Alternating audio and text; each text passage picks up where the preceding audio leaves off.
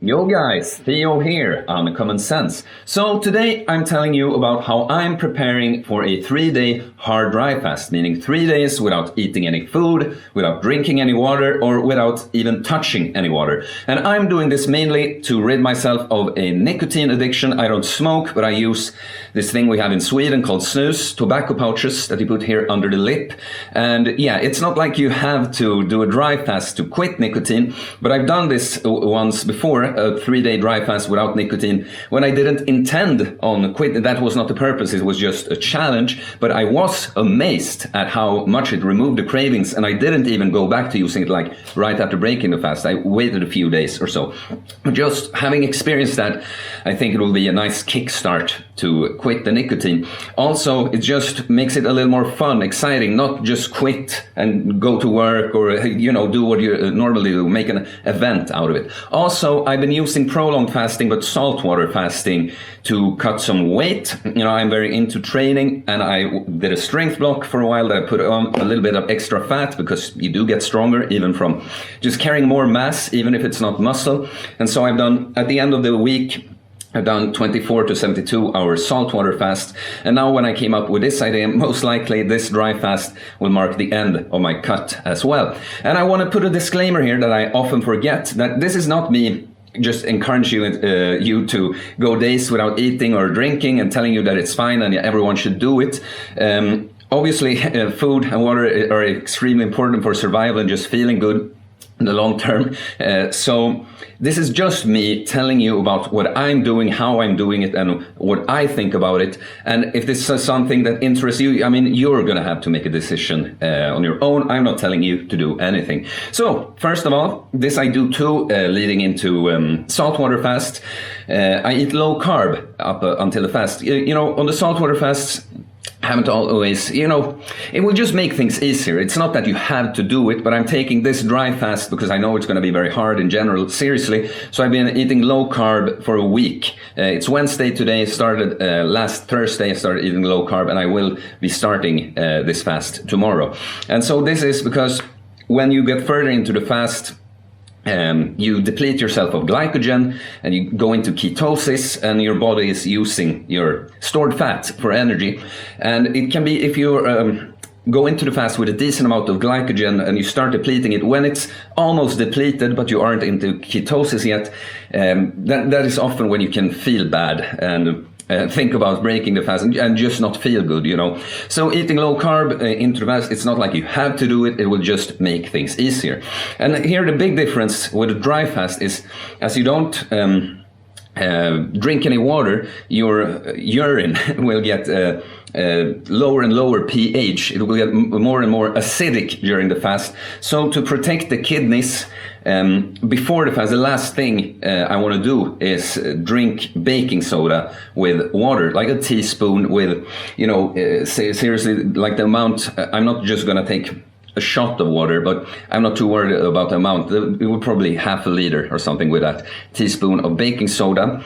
And again, this is to, what is the word? Alkalinize the body or the kidneys. That is a word that gets thrown around a lot without explaining what it is, but it basically just means make less acidic. So it's to protect the kidneys. And this is also when I break the fast, this will be the first thing I do. And I will put here, you want the stomach to be acidic when you eat food.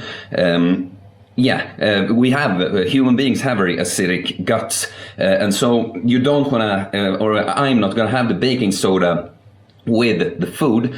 I would start, if I was completely free tomorrow, I would start this fast like tonight and maybe even go like a little bit beyond 3 days. But as I have work and shit to do tomorrow, I will start it in the morning and have my last, nicotine in the morning, because I will be working later, and I can just see myself being like the worst point of nicotine withdrawals and not eating and not getting to drink anything and having clients in the gym. I work as a personal trainer.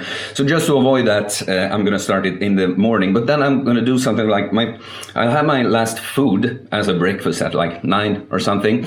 I'll have some meat, some eggs, some raw liver, These are things I eat normally, but mainly I'm thinking about addressing some nice micronutrients found, in all of these. But the liver and the eggs are obviously like superfoods, and the beef contains some nice things as well. But then I'm going to wait for a few hours, because the plan is I will most likely break the fast around lunchtime. So a few hours later, I'll have that baking soda with water.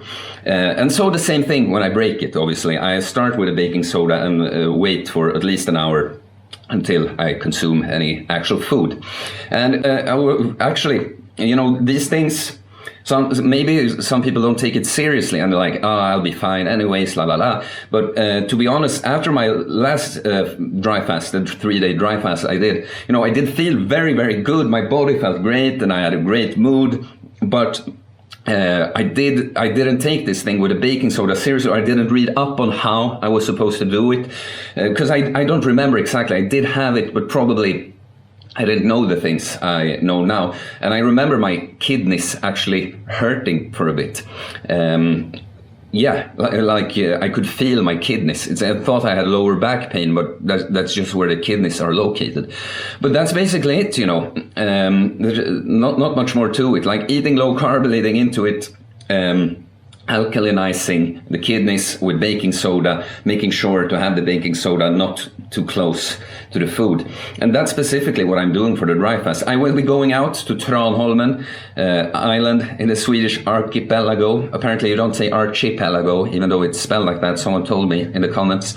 And this is nostalgic, because about 1.5 years ago, I did my first 3-day dry fast there, so it's going to be pretty fun. As I've already said, if you watch other videos, I won't promise to upload daily videos from this, because I know I'm going to feel like shit for the first half. It's going to be terrible. And the interesting thing from what I remember was I was scared going days without water, but what really, still even doing that and sauna bathing on the fast, nicotine was the way hardest thing. So I might upload something during the fast. I will for sure upload something when I break the fast and talk about it afterwards too. But so, hopefully something here was interesting and helpful. I know there's not really that much different things you have to do to prepare for dry fast. It's mainly the baking soda. Sorry. It's mainly the baking soda preparing the kidneys. So we'll see when I upload the next video. Something, you will see this beautiful island in the archipelago.